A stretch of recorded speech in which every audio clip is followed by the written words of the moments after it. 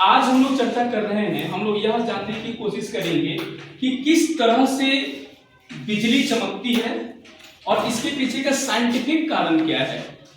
आप सभी को पता होना चाहिए कि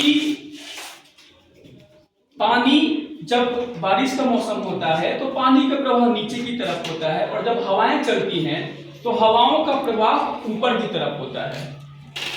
इस पानी का प्रवाह नीचे की तरफ होना, हवाओं का प्रवाह ऊपर की तरफ होने की वजह से हमारे वायुमंडल में आवेश का पृथक्करण हो जाता है।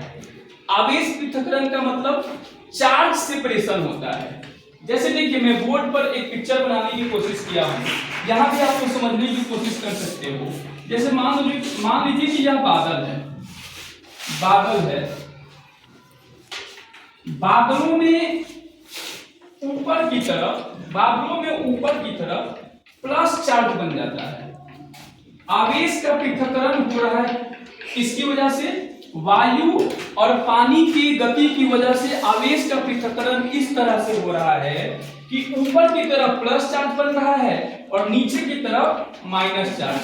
बादलों में ही नीचे की तरफ कौन सा चार्ज बन रहा है? माइनस चार्ज बन रहा है। और धरती पर भी जो घासें हैं, उन घासों में आपसी घर्षण की वजह से जो चार्ज बन रहा है वह बन रहा है प्लस चार्ज। क्या बन रहा है? Plus charge.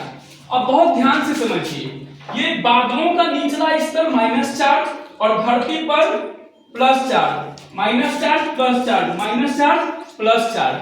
और हम सभी को पता है कि वायु विद्युत की हीन चालक है।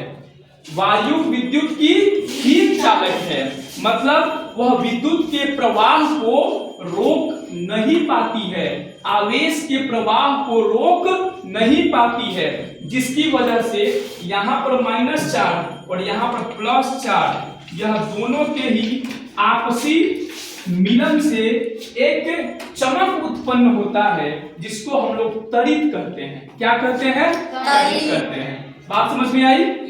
कोई डाउट किसी को? नहीं। इस तरह से हम लोग जो बिजलियां चमक रही हैं या चमकती हैं, उसके पीछे का कारण समझ गए हैं। धन्यवाद।